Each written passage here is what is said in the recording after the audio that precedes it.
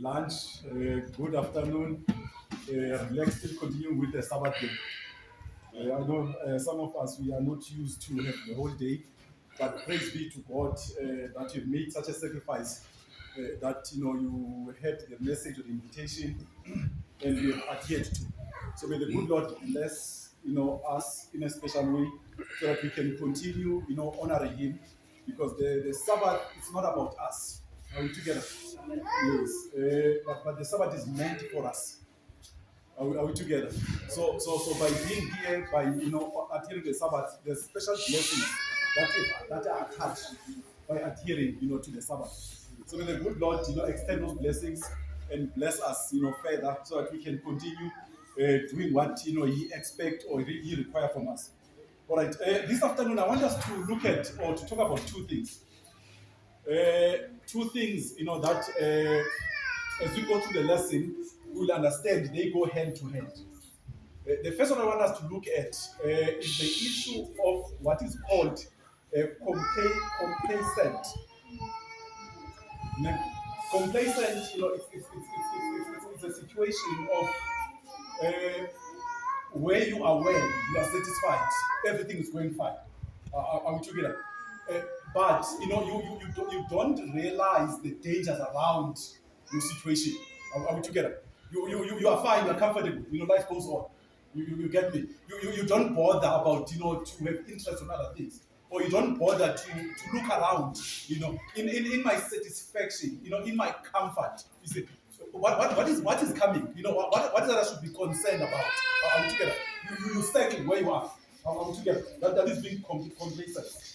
Are we together? I want us to look at that because it's a situation. I think me, myself, and a lot of us, we find ourselves in that situation. Are we together?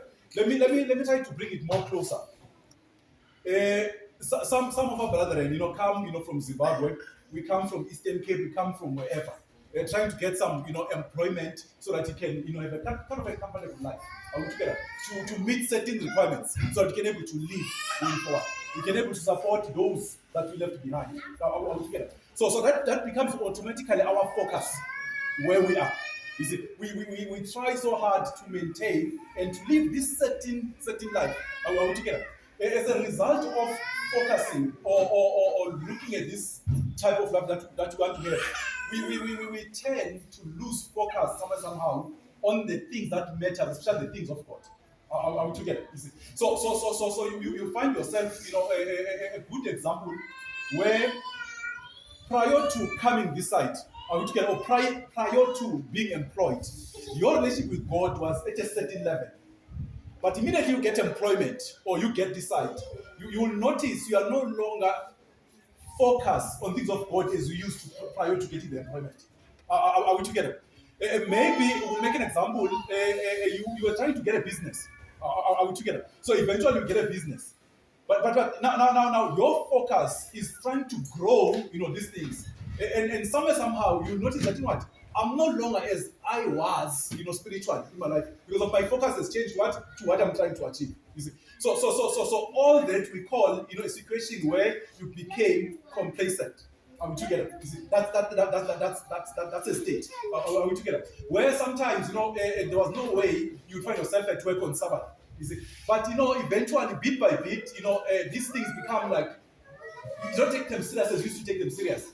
Are we together? It becomes kind of like a norm where you go to work on Sabbath. Because before you wouldn't, do that. Are we together? Because of your focus is to try to maintain this certain life that you find yourself in. Are we together? So that's the first thing that I want us, to look at.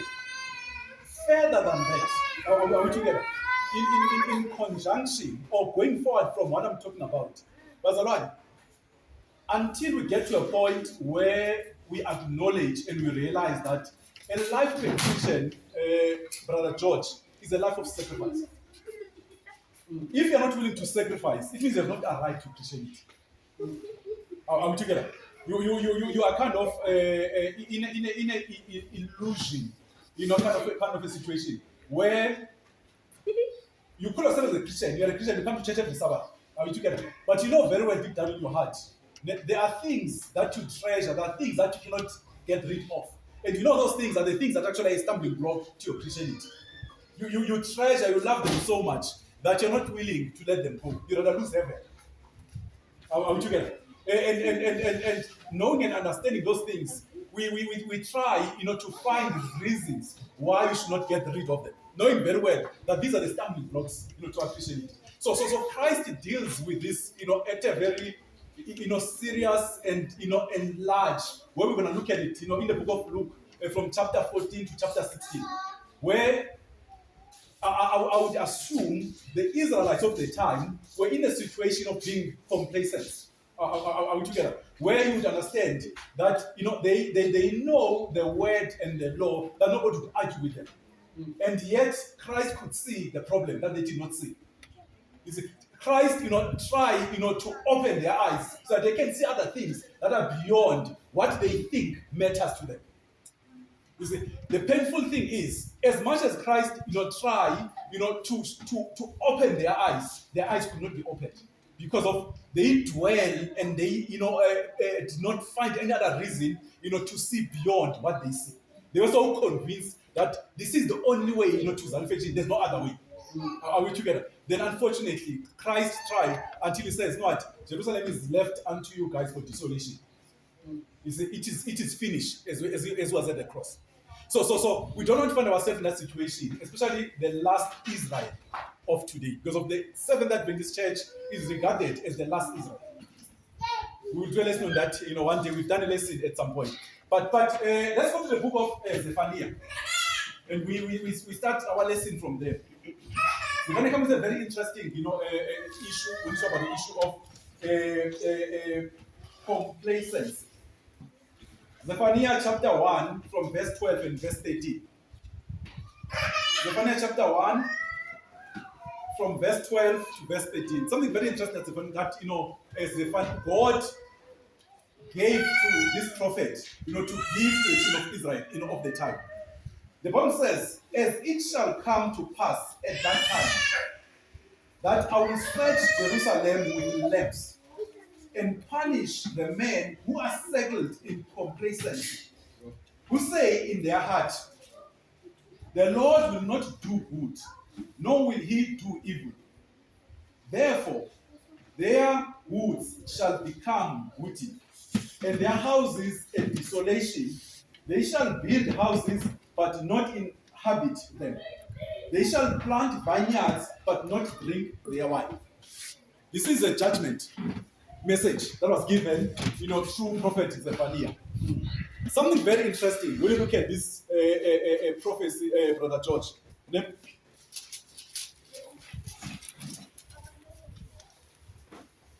the message is given to Zephaniah to give, to the people, of the time.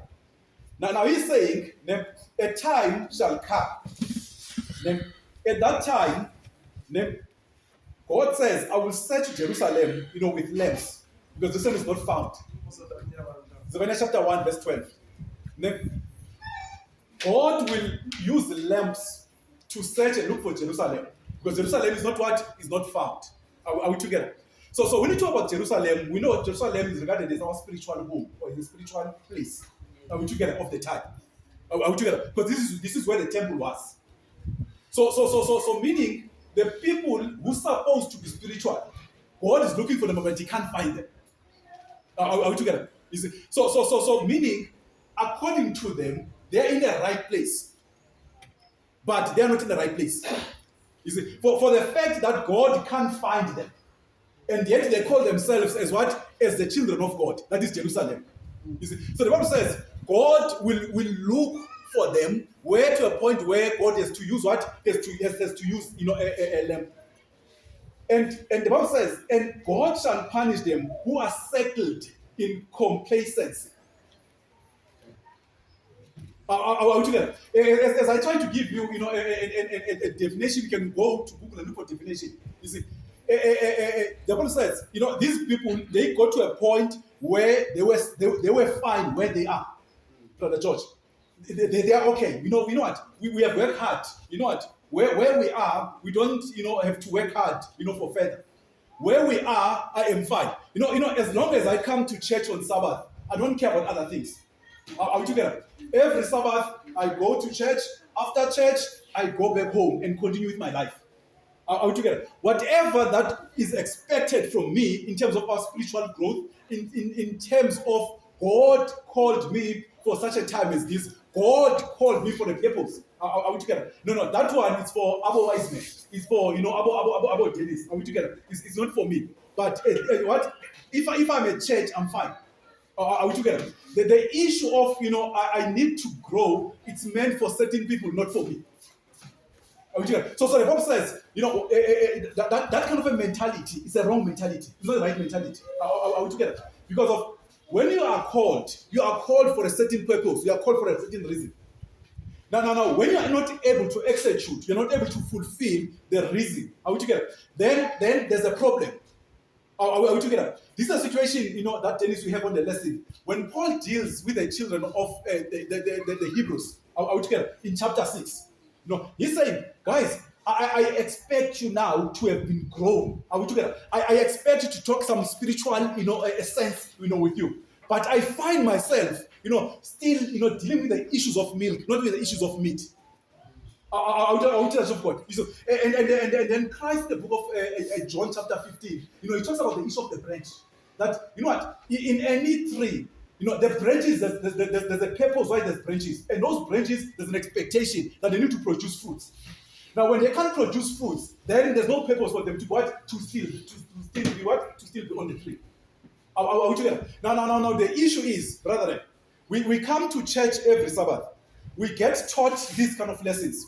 The messages are being preached on every Sabbath. Brother Laga preached a powerful message, today. He's emphasizing, on the issue of, Revelation chapter 3, that Christ, shall, give us, a white garment. You see, those that are called when Christ shall come. You see, on the issue of the role of the blood, how the blood cleanses us. Are we together? Now the question is, you heard the message, then what? Are we together of God? You see, that should be the question that's supposed to come to mind. Because of, Brother George, the more we come and hear these messages, Brother Lack, the more these messages don't do anything, don't bring a change in how I view things of God. It's the more we find ourselves, settled to what is called complacency, where we say, what, I am fine. There's no need for me to do anything. As long as I come to church. And brother, this is where Christ is a problem.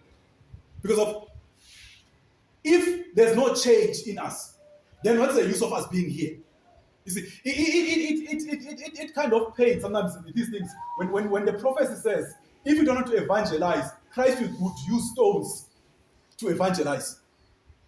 Are we together? And actually, it does not mean real stones. There are people that come to church without any of us, having involved in terms of, evangelizing to them. Are we together? So the judgment here is, are we together to Zephaniah?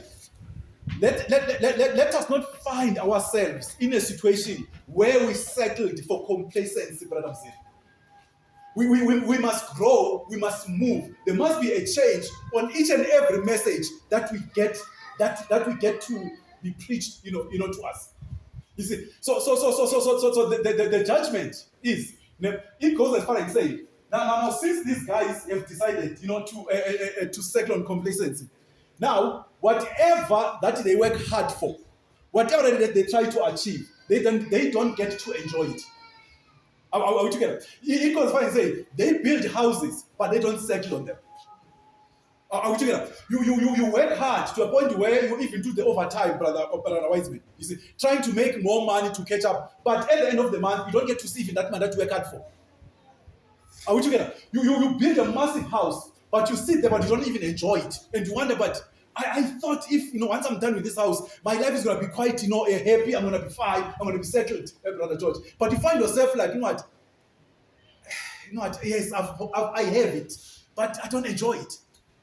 Are we together? You see, you get that car that they've been looking for. Here it is now. You drive it once or twice, but, you sit down and like, but the satisfaction I'm looking for, I don't get it. It's not that I don't find it. Are we together? And the question is, why? Why does it? So the prophecy says, when we are so complacent, we forget about God. When we don't put God first in our lives, when we don't grow, are we together? Then automatically the judgment shall be fell upon us. Are we together? You see? So to continue with this, the book of Luke chapter 12, where Christ, enlarged on what I'm talking about. Luke chapter 12, we can start from verse 19. Where you understand what I'm talking about. Let's start from verse 16. Christ is bringing a parable here. The parable says, then he spoke a parable to them, saying, the ground of a certain rich man yielded plentiful. And he thought within himself, saying, what shall I do, since I have no room to store my crops? So he said, I will do this. I will pull down my barns and build greater, and there I will store all my crops and my goods. And I will say to my soul, soul, you have many goods laid upon for many years. Take ease, eat, drink, and marry. But God said to him, fool, this night your soul will be required of you. Then who will, and those who will, those things be which you were provided. This is a parable that supports the issue of complacency. Now Christ is giving this example as he enlarged on this issue of complacency. He says this rich man has so much that he managed to acquire. Are we together? To a point where he did not have a room, to store what he has worked hard for. Are we together? So he says to himself, you know what? Since I don't have a space anymore, what about I enlarge my storehouse so that I can able to put more. Are we together? Since what I have has managed to cover everything. You get me? And then he enlarged his storehouse. Now he says to himself, you know what? My soul, just be merry, be fine, because I've got more years to live. I have accumulated, I have acquired so much that now I can able to live longer. Never Brother George. He said, no. The message says, you know what? You fool. Actually, your soul, is coming to an end today. Are we together? No. This is our situation, brother. I'm also one of those where we work so hard. We work so hard. We accumulate so much. We try so hard. Are we together? Where to a point, what we have, as much as we try so hard, we don't get to enjoy it. And the painful thing is, let me bring this example. Sometime last year, I'm getting an offer at Northern Platinum for employment there. So I'm busy thinking, should I not? So a colleague of mine comes to me, says to me, you know what, Joe? I think you must go. And then I asked why. He said, what? Go and take your money, and then you pay whatever that you need to pay, and then restart your life afresh. Because if you don't do that, tomorrow you're gonna die. And those, that you have left the money for, will eat that money because of they never worked for. You see, so why can't we enjoy it now? Now I'm sitting and thinking to myself, this is unfortunately our situation because of sometimes you work hard looking for the pension time. So when pension time comes, then you don't start with enough money that you have saved for your pension. But the question is, who confirmed that you shall get to that time? Are we together? So same applies on the other side. You might eat your money now because of you think you might not get to that time. Then that time comes. Then you don't have enough for you to live. Are we together? Now, this is unfortunately how the world has, play around our mind. That sometimes we focus too much, on a time to come to plan for it. The question is, who promised you that you will reach that time? Are we together? We work so hard now to try to accumulate so that we can have at least a very comfortable life. Then the question is, who promised you that you'll get that comfortable life? Are we together? Whereas this is exactly what happened to this guy. Are we together? I would assume he reached a situation where he thought, this is what I've worked hard for. So now it's time to sit and relax because I've worked hard, to have all this that I've planted. And guess what? Unfortunately, he never get to see the following day.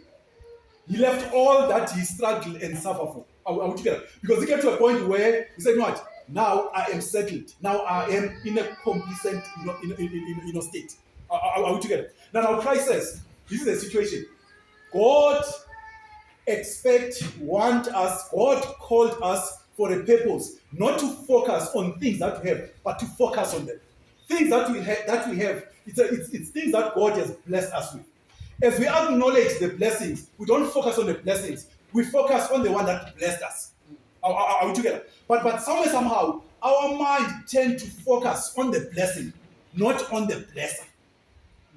We tend to forget the one that brought us this life. We focus too much on this life that we have worked hard for. That is what is called complacency. Are we together? Now, the danger with complacency is that a lot of things that are happening around us, that the devil uses it very effectively. You see, that as we focus on these things, the prophecies are being fulfilled around us. We don't get to see them until it's too late. Are we church of God? An example of what I'm talking about, you look at our children. We work hard to make our children, better people tomorrow, or to be better than us. And the result is always the opposite. Then the question, you wonder why. I've taken them to the best schools, that South Africa can offer. You have bought them, all the resources that would help them to become what? Better people tomorrow. But immediately they pass matric and they go to university, we hear stories that are so painful. Then the question, you wonder, but what happened? Where did I go wrong? It's because of your focus was in the wrong place. You thought you are God yourself because of the resources to channel this child to a certain way that you want this child to be, and you forgot the one that blessed you with this child to take control. Are we together? You look at our homes. Are we together? Our homes are not how God expects our homes to be. They are a complete opposite. And yet we say we are going to our home in heaven. But the environment that our homes are not even close to the environment of the home that we go to. Are we together? Because of when you hear the picture of a home that we're going to, where the Bible says, we shall sing 24 hours. Are we together? We shall be praising God 24 hours. Then the question is that the environment in our homes? Some of us will remember God on Sabbath morning when we have to come to church. The other 6 days, we forget that God exists. It's the one that is sustaining us. If I pray before I sleep, I pray when I wake up, then that's it. Are we together? Others don't even have that time to pray. Because of our lives, we have settled what is called the complacency. Am I making sense of God? Yes, sir. Are we together? And yet, we live in times where now the Bible is being fulfilled in front of our eyes. But we can't even see that because we are not focusing on the prophecies that we have been given. So that we can start thinking differently. We can start behaving differently. But how do we do that if we are not aware of what is around us, what is happening around us? How do we become ready for the soon coming of Christ, and yet my mind is so focused on accumulating, what the world can offer to me? Are we together? You see, there's 3 books that this church has been blessed with. The book of Daniel, Brother Laka, the book of Hebrews, and the book of Revelation. Yeah. These are 3 key books that this church is supposed to be dwelling, like never ever before. Because these are the books that are quite relevant for such a time that we're living in now. Where we're supposed to be searching, the scriptures. As it was with our pioneers, whenever there was a prophecy that they found in the Bible, they would make sure that all of them, every church of the member would dwell and search and look, like, what time is it, brother? Where are we? How do we make sure that we are ready? But if we are complacent, obvious, all those things, we won't be able to see them. They won't matter to us. We live as if Christ is coming 100 years to come. Are we together? We live as Christ is not coming tomorrow. No. This is a state, what is calling about a complacent state. Are we together? The painful thing is, as Zephaniah put it very nicely, all these things that we work hard for, sometimes we don't get to enjoy them. We don't get to enjoy them. And the question, you wonder why. When you're working hard, you are sure that at the end, I'll finally get this, but I don't. You see? And yet, if we can change, we change our mind and focus to the one that provided, to the one that sustains our life, then we'll be surprised when life starts changing. The things that matters, that matter a lot, matter no more. The issue of trying to work hard, to accumulate money, it's actually mattered. It does not matter because of now your focus is on the one that sustains, on the one that provides that money that you work hard for. Are we together? So that takes us, to something that is very interesting because of this is the kind of situation that you find in Israel when Christ, came to Israel. Are we together? This is unfortunately the situation that you find the Church of God in today. Are we together? I see the two hands. You see, because Pastor Lord, we know the Bible. We can quote. But the question is, are our lives the reflection of our quotations? Dennis this morning, brings a very critical point, that actually inspired the lesson of saying, I laugh when, I don't know when you watch our kids here, when, they ask to be prayed, they pray Our Father who art in heaven. And then, man, I said to myself, I think it just became a song to them. I don't think they understand the meaning of that prayer. You see, it's something that we teach them. If they can able to, sing it, then we are fine. Our kids, they understand, they know God. You see, the people of saying, we sing these songs, but we never sit down and look at what did this song mean actually. Whoever that was writing the song, what was inspiring that person? Are we together? I love song, mang. But the question is, do you understand the meaning? Are you living, the meaning of that song? Because if you understand it, then you will live according to what the song says. But if we sing like our kids do our Father who art in heaven, are we together? We are complacent, brother, and where we are fine. You know what? I am okay. It's okay. It's fine. It's fine. As long as I'm still breathing, it's fine. I'm okay, brother George. I don't care. What is coming. I'm fine. I'm fine. Don't bother me. Don't tell me about evangelism. Evangelism is for certain people. I can't. Are we together? So that is the danger. You see, because of if you don't take these things serious, then these things will take care of you. Are we together, of God? If we don't focus on things of God and we take them very serious, the things that we focus too much on are the ones that are going to direct us, are going to make us focus on them. And we forget about God. We lose focus on God. Is not being aware, but slowly, surely, bit by bit, your spiritual life starts deteriorating. The next moment, things that used to be things of God that used to matter to you, they matter no more. They matter no more. And you wonder, how did you arrive at that situation? Because it not just happened overnight. But because of being ignorant on things of God, are we together? You take the moment, God won't do anything to me because I've done this thing before. Are we together? And yet, bit by bit, you are losing that connection. By the time you realize, it will be too late to have that connection. And this is where you don't want to be, brother. Are we together? I see the two hands, brother Lak. Yeah, this matter of complacency. Yeah, it's shocking. That's awesome. Yes. Because generally, if you can look, we are at that stage. Yes. Many of us as church members, we are at that stage. We are so complacent. Yes. We are not worried because we are enjoying life. You see? That's the danger. And this is what most of us we are saying, no, I want to enjoy life. Yes, it is true, we must enjoy life. Okay?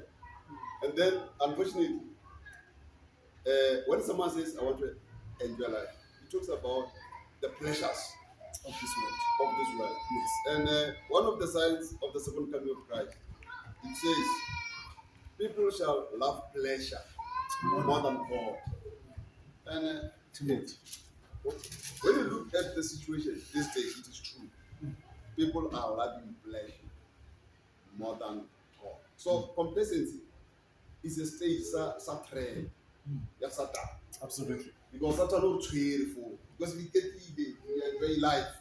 And if someone enjoys life, how about this happens? You can't tell me, or Jesus is coming, I must stop doing 1, 2, 3 because it's not right. You can't tell me. Because if you can tell me that. So you can see the trap is a big trap. You Satan are cheering guy on. Whether really we need to fight to come out of that trap. Otherwise, Christ will enjoy your life and as a day more enjoying that life. And we will die. But I feel like one person. I go to the pastors, in particular in our church. I go to West. Because It's very rare.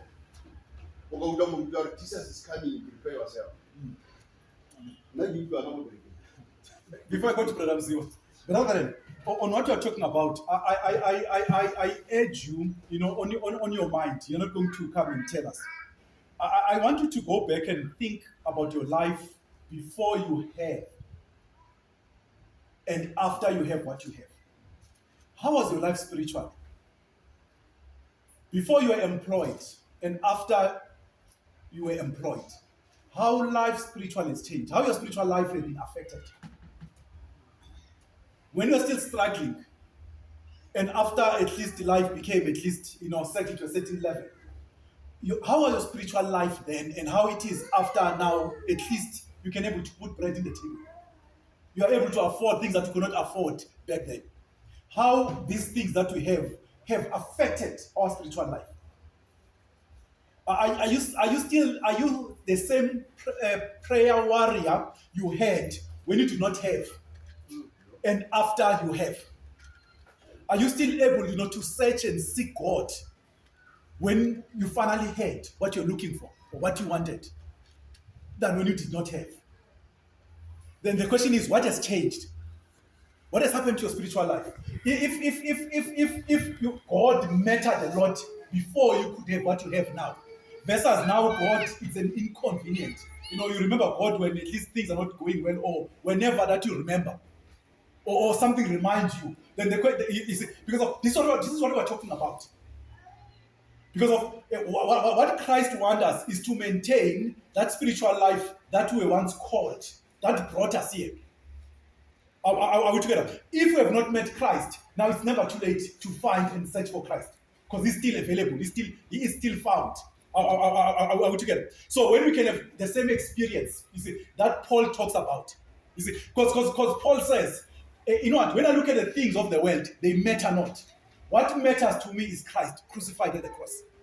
Are we together? Paul says in the book of 1 Corinthians chapter 1 verse 19, for the message of the cross is foolishness to those who don't believe, but to us is everything. That is 1 Corinthians. Are we together? For Paul says in Galatians 2 verse 20, for I no longer lives. Are we together? For Christ lives within me. Myself has been crucified with Christ at the cross. So I matter not, but Christ mattered in everything. Are we together? So until we get to that situation, if we have not get to that situation, it means we are still trapped to this complacence that we are talking about. Are we church of God? Brother. Okay. When I try to look at how most of us are living today, Yes. I've realized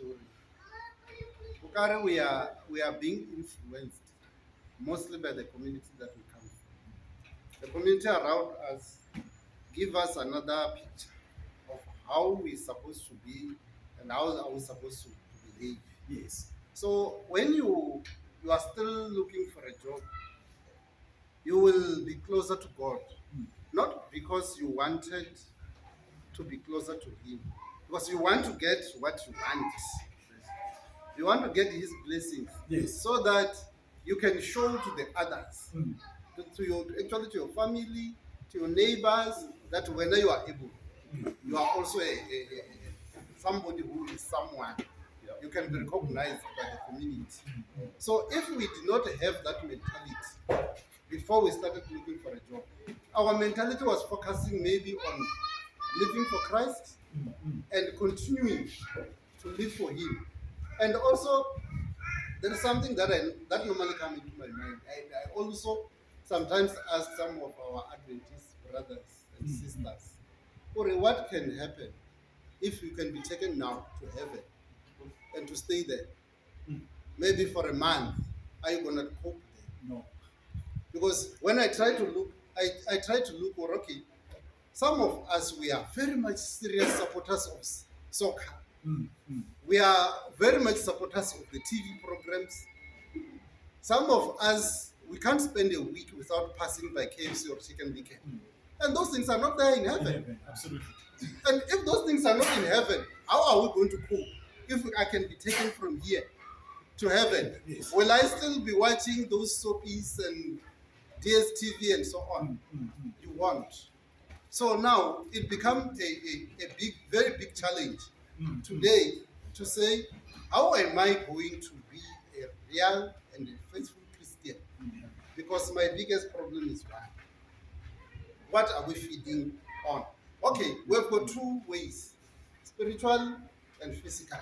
Yes. Physically, the food that we eat is not supporting us spiritually as well. Absolutely.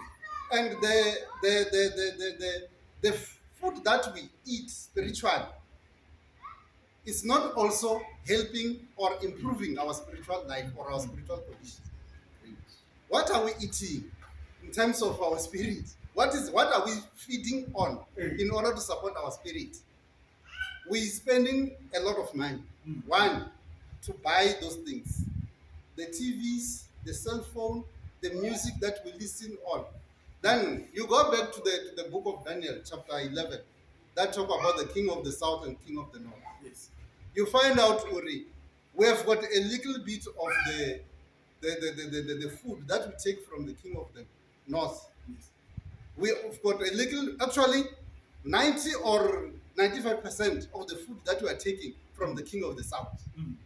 So if we are still feeding on the king of the south, then which means we are not going to be really real serious Christians. So the coming of Jesus Christ, it was going to be a pain to some of us because we are still not feeding our spiritual life in a real way. So if we can now start to say, let me cut out all the things that I'm not supposed to. Like a person, let's say for example, a person who's going to write an exam will have to prepare and make sure that he understands the scope, he understands everything, and is going to write and pass. Yes. But now we are not prepared as people whose Jesus Christ is coming at any time. But we are prepared as people who are not really. Or to stand in front there and says Jesus Christ is coming. It's like it's a song that we're used to sing, but it's not a song that we are living, because we need to live the same song that we're singing every day. Absolutely. This is what I'm calling about complacency.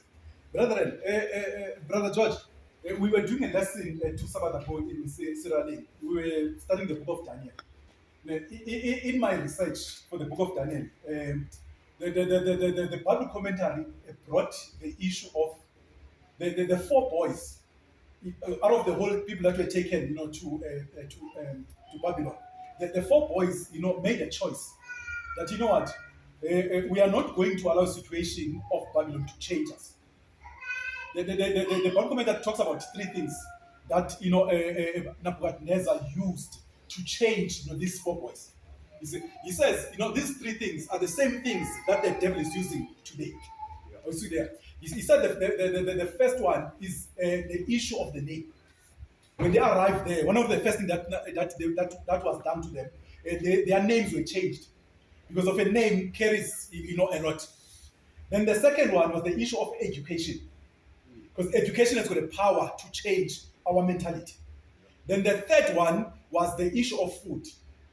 The Bible commentary says the two did not really matter to them. The issue of names and the issue of education, because of it did not have impact. But the issue of food was key. Because of, should they have taken the food, then they were going to be out. Like completely out. So Daniel and the three Hebrew boys knew very well that to safeguard our spirituality, food is the key.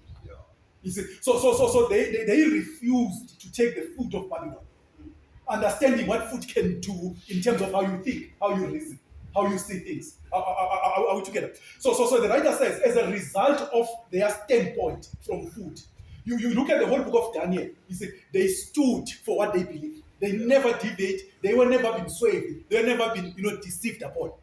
Are we together? So food played the biggest role on their mentality. Because food plays. So the writer says, the devil even today, these three things are still being used very effectively today. Are we together? You see, so what we indulge on has an impact on my behavior. How I behave is as a result of the pot. Are we together? You see, and I wonder later, why am I the way that I'm behaving? And I start, the science of the East start giving me all the wrong reasons. You see, not giving me your way back to your problem is back to the Lord. What did the Lord say from the beginning?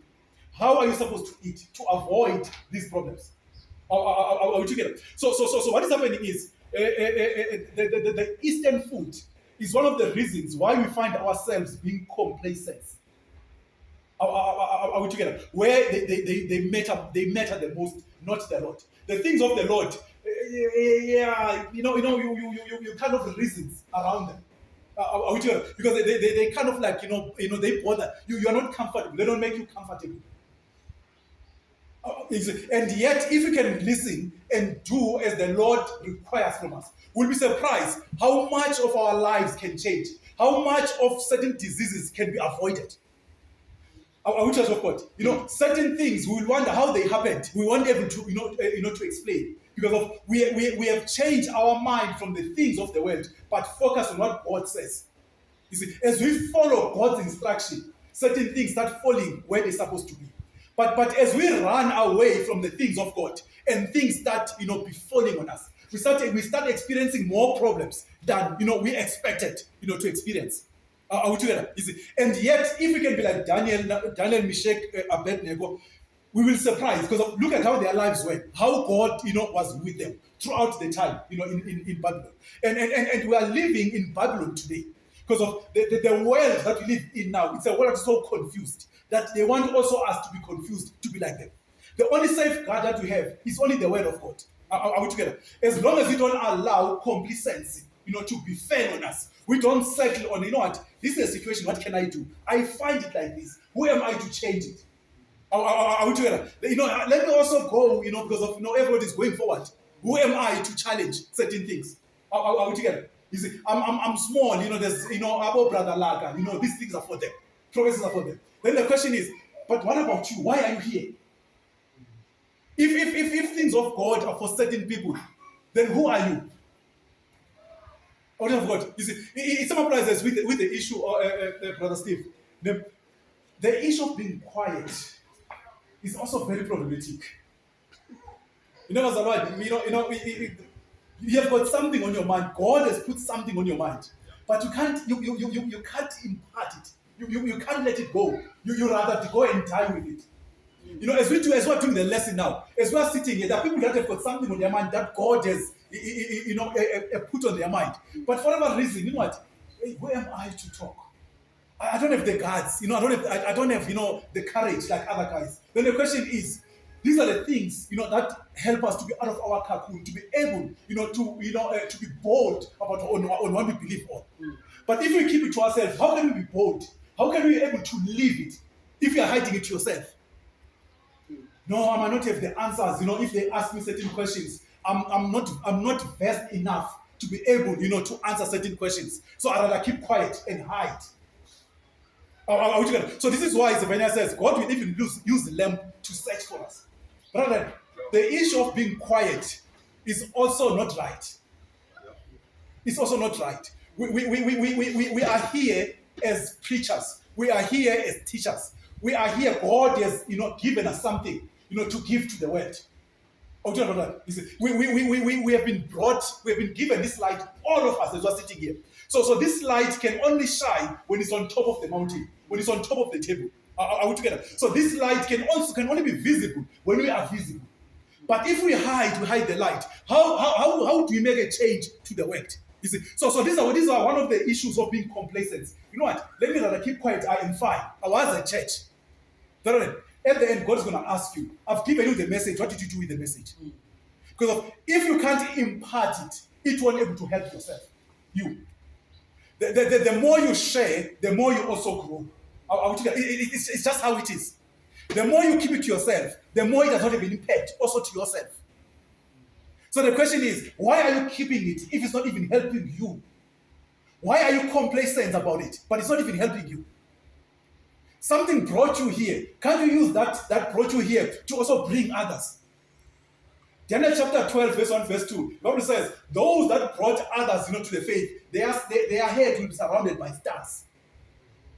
Are we together, of God? You see, because that's what matters. As on the lesson in Matthew chapter 25, God is so concerned about how we reach out unto others. Whether through, the welfare, reaching out in any possible way so that God can be visible. As I'm lifted up, I'll draw all men unto what? Unto myself, in the book of John. So the question is, why are you quiet? Brother, I love Seventh Day Adventists. In this church, we call it a school. This is where we come to learn. Are we together? In a school, after you have completed, you are expected to go and practice what you have been learning. Never you get taught, you pass the grade, you get tested. Are we together? You see, at the end of it all, whatever that you have spent your last 14 years or 13 years in school, you see, the expectation of what you're looking forward to is to start implementing it. Let it be visible while you're at school all these years. Then the question is, in this church, there's a platform, Brother George, where we can be free, we can be able to practice how to talk.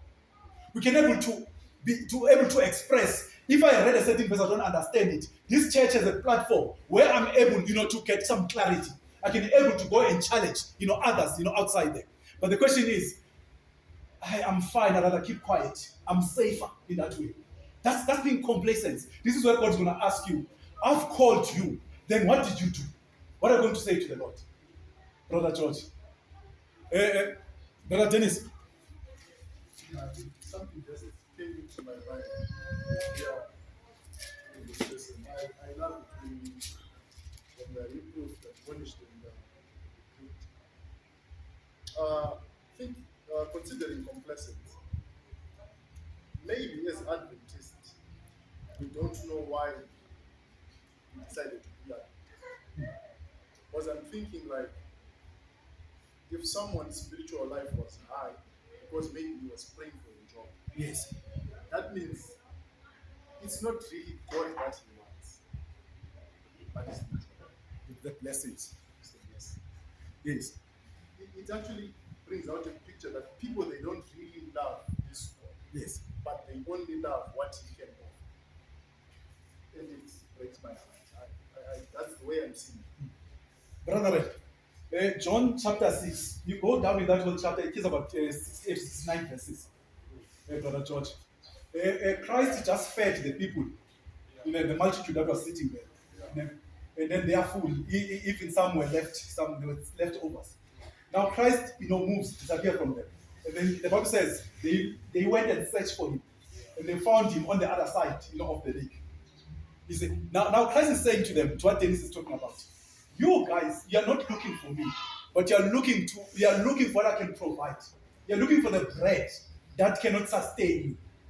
And yet I am here to give you the bread of life. And that's not what you are looking for. The Bible says, as Christ explained the bread of life, they all left him. That is John chapter 6. They all left him. Because they're not searching for him, but they're searching on what they can provide. Could it be our situation, brother? Because that's being complacent. According to them, they were fine. As long as Christ can provide the bread, then they are fine. They don't care about the things, the spiritual things. All they care about, as long as my stomach is fed, I'm okay. Are we together? Now Christ says to the disciples, do you also want to leave? Now Peter says, but if we leave you, where would we go? Because you are the life. If we leave you, it means we are dead. Are we together? So brother, could it be our situation? Are we here because of what God can provide, not because of God? This was the situation with the Pharisees. The book of Luke chapter 14. We start from verse 26 as we continue with this issue. Listen what the Bible is saying. The Bible says, if anyone comes to me and does not hate his father and mother, wife and children, brothers and sisters, yes, and his own life also, he cannot be my disciple. Did you hear that, Brother George? Luke chapter 14, verse 26. It's also in Matthew chapter 10, I think in 20s. If any man comes to me and does not hate his father and mother, wife and children, brothers and sisters. Yes, in his own life, and his own life also, he cannot be my disciple. And whoever does not bear his cross and come after me cannot be my disciple. This is Christ himself. That's all right. Like I said when we began, Christianity is about sacrifice. Sacrificing up to sacrificing yourself, brother George. If your mother and your father, brother George, in simple terms, are a stumbling block for your Christianity, God says you need to leave them. If your wife and children are a stumbling block, brother Luck, for your salvation, if I understand it well, you must leave them. If your brothers and sisters are a stumbling block for your salvation, you must leave them. It's what I'm reading here. If you're not willing to sacrifice your life for Christ, then don't come here. It's not me, it's what I'm reading here. Which I've got. And these are the things that sometimes are keeping us complacent. As long as they are happy, then I'm happy. I need to keep them fine.